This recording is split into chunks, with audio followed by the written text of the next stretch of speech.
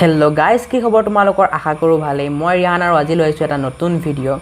এইটো হ'ল তোমালোকৰ হৈ যোৱা 2024 চনৰ AHSEC ফাইনেলৰ ক্লাছ 12ৰ আছামিছৰ কুৱেশ্যন পেপাৰখনৰ সলিউশ্যন। ইয়াৰ আগতে মই পাৰ্ট 1 এণ্ড পাৰ্ট 2 দি থৈছোঁ, য'ত মই কবিতা আৰু গদ্য অংশৰ 1 মাৰ্ক এণ্ড 2 মাৰ্কছৰ কুৱেশ্যনৰ আনচাৰবোৰ ডিছকাশ্যন কৰিছিলোঁ। এইটো হ'ল আমাৰ পাৰ্ট 3, য'ত আমি আমাৰ যে দুটা পাঠ আছিল মূল্যবোধ শিক্ষা আৰু কৈশোৰকাল, তাৰ কুৱেশ্যন এণ্ড আনচাৰৰ বিষয়ে আলোচনা কৰিম, যিবোৰ শ্বৰ্ট কুৱেশ্যন আনচাৰ হয়।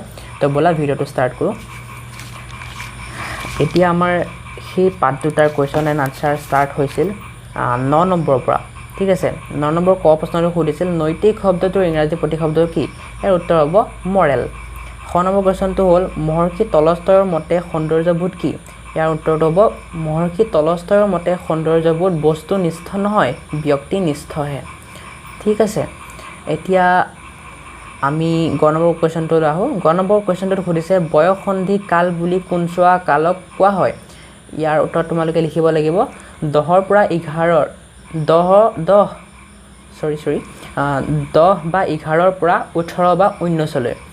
ঘ নম্বৰ কুৱেশ্যনটো হ'ল প্ৰতিটি শব্দৰ অৰ্থ লিখা।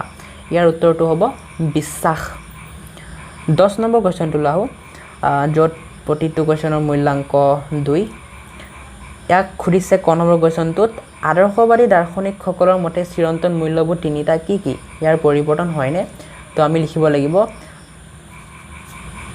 আদৰ্শবাদী দাৰ্শনিকসকলৰ মতে চিৰন্তন মূল্যবোধ তিনিটা হ'ল সত্যম, শিৱম, সুন্দৰম। ইয়াৰ পৰিৱৰ্তন হয়নে?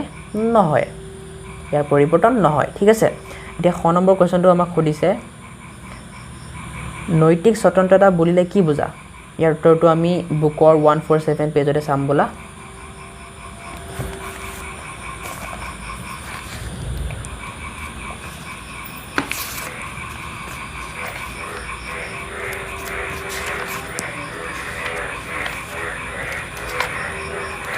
তো পাই গ'লোঁ। ইয়াৰ আনচাৰটো এইটো হ'ব নৈতিক স্বতন্ত্ৰতা। নৈতিক স্বতন্ত্ৰতা মানে হ'ল নিজাববীয়াকৈ কোনো এক নৈতিক সিদ্ধান্ত লোৱাৰ ক্ষমতা।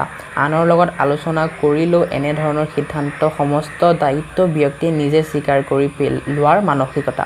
ঠিক আছে, এইখিনি আছিল আজিৰ ভিডিঅ'টো।